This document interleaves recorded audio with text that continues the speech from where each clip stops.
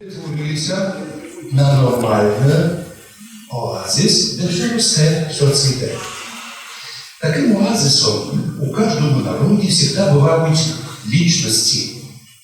Каже Соломон у Біблії, Бог у нужне время піднімає нужного чоловіка, щоб він виконав відповідну роботу і місію. Серед тих людей, які піднімав місію в нашому краї, вже за останні 1150 років від часів святих Кирила і Мефодія, а таку історію мають карпатські русини, у нас було великих лічностей. Сьогодні у нас потреба не всіх перечисляти, а тих, котрих родила Верховинська Рижицька земля. І з усіх тих нових письменників, поетів, танцюристів, народних героїв, не всі будемо казати, я два слова за Михайла Ігоровича Волощука. У тяжкі часи совєтські він определився як способний управляти. Після Совєтського Союзу, коли розвала, він видів, що держава се розпадує, і він предвидів як пророк, що буде проблема із нашими лісами, буде проблема із промишленістю, що він построївся, що буде закриватися, села не пустити, народ буде уходити. Вже він предвидів. Він то все дав в інтерв'ю, яке ви принесли мені. Маленький 12-минутний фільм. Правда, оскільки не є екрана, то є на що показувати. Хоча є телевізор, якщо б був у нас спеціаліст, то ви додали фільм 12-минутний, і де звучить його слово. Я вірю, що колись влада в центрі догадається, що в Закарпатті живуть бідні люди русини. Вони при всіх історичних моментах, будучи жителями, гражданами трьох держав, ніколи не нарушали закон. Коли це розуміли случаї, і не рахували і ступували історично якусь державу, так це не було случайно. Так ми були вначалі самі, у часи святих Кирила і Мефодія. Потім з 14 віка ми вийшли у Мадярську державу. Ми вийшли, нас вийшли. І з того часу аж до розпаду Австро-Венгрії 1418 року ми усі в імперії жили. Це не була погана імперія. От Карпат до Адріатичного моря. Наші предки не треба було мати якусь дозвіл йти на Хорватію. То у нас була обща імперія. Но вони мали проблеми. Эта Австрийская империя была сперва австрийско-немецка, в нашому регіоні Мадярська, а потім вони акуратно слідкували, щоб слав'яни не об'єднувалися. І тому десь піднімали слав'яни на всіх островах. І мало хто знає, в 1848 році, коли була весна народів, вдруг Австрія під давленням народу виділяє нам, русинам, Ужгородський національний округ. 1848-49 роки. Вот з того часу почалися унікальні часи, коли з'явилися у нас великі плодотні будителі, писателі, священники, інженера, строїтелі. І в тій бурі зародилася в нашому народі способність виживати у тяжких часах. Ми пережили Австро-Венгрію. І ми за 1000 років з австрійцями і мадярами билися, боролися, наскільки могли залишитися русинами.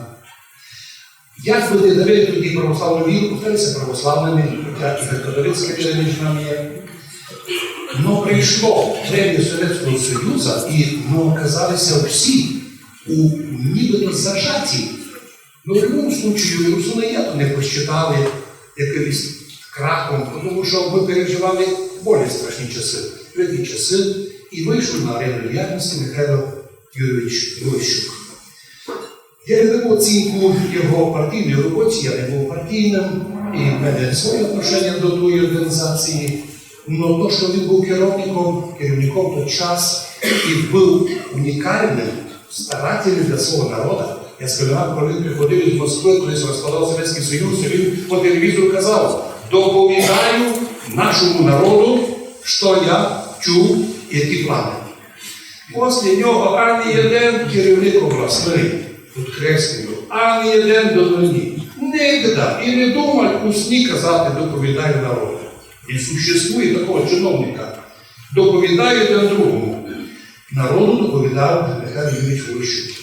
Коли він зайшов з арени по своїй волі, туди були політичні палати, його змусили зайти, він не вирішив проблему, продовжував трудитися. А от на фінішу свого життя він дав ряд различных прекрасных своих интервью, в которых він відкрив своє подлинне лице подлинного сина, нашого благодатного патріота краю, великого і духовного, я почерпнув духовного вже іменно в старі роки чоловіка, якого я знаю, він мав свої кроки духовного, але важно він в тому інтерв'ю, яке ми маємо, який буде можливість прокрутити, він сказав: я вірю, що на нас, на русинів, накинули нині различні назви, подозрення, различні клевети, но все це пройде. Коли та стара власть, яка була в Україні, одійде, може хоч молода верства порозуміє, що у Закарпатті вже є прекрасний, розумний, красивий, трудолюбивий народ, який не представляє ніякої опасності тої, котрі приписують. Наоборот, це народ, який має опит боротьби за своє виживання в період Австро-Венгрії, Чехословакії, Совєтського Союзу, він буде мати силу добитися і це в складі України. Дуже розумний був, коли він казав, що я цю державу сприймаю, як і многі русини, як другу Чехословакію. Ми так сильно ділимо, от це десь Україна, заженуть ручку, а будемо зажене мирно. Оказалося, ні. Як совєтські нас не признавали, так і вдруг уже 27 рік русинів не признають. Але роблять велику помилку. Як казав один недавно політолог, зробив велику помилку. Він загнав русинів угрозами сепаратизму, критикою, судами мене судили 6 років, тягали по судам. Загнали русинів під стіл. Но зато відкрили ворота мадярам. І мадяри спокійно роздали 200 тисяч паспортів. Що це за фініш? Ми сказали, якщо б ми тут були визнані, ми були б найнадійні державники. Ми б берегли як зіницю ока, а не один би паспорт чужий тут не появився. Не треба було. Тому що ми любимо свій край, ми патріоти своєї держави, свого регіону, але як локальні патріоти ми розуміємо, так нам важливо, щоб ця держава Україна держалася в єдинстві. Ми шкодуємо за проблеми на Востоці, за падіння Крима, ми шкодуємо, тому що ми самі пережили, коли у 45-му році нас анексувала радянська Україна, вирвала з Європи, приєднала до себе як область. Це факт історичний, в історії Закарпаття, це слово прописано. Подкреслюю, історія Закарпаття, видана один з авторів Іван Гринчак, доктор історії, написано, що це була анексія радянською Україною, яка приєднала до себе республіку Подкарпатська Русь, Закарпатська Україна у формі Закарпатської області. Ми существуємо і маємо можливість свідчити. Ми русини. Ми любимо свою державу, ми любимо свій край, але знаємо, то, що ми маємо, один із тих, хто нам то присокотив, Михайло Юрійович Волощук. Ми говоримо про, як сохранити наш народ. Як у богатому краєві ми не втратили пісню, колядку нашу. Або хтось не до нас сім'ював, не скривав. Я коли слухаю виступлення наших дітей, наших колективів, ми добре знаємо, це люди, котрі виконують роль унікальну. Замість них, якщо б того не було, ми б скоро асимілювалися. А вони нам указують, який високий уровень культури нашого народу пройшов через віка.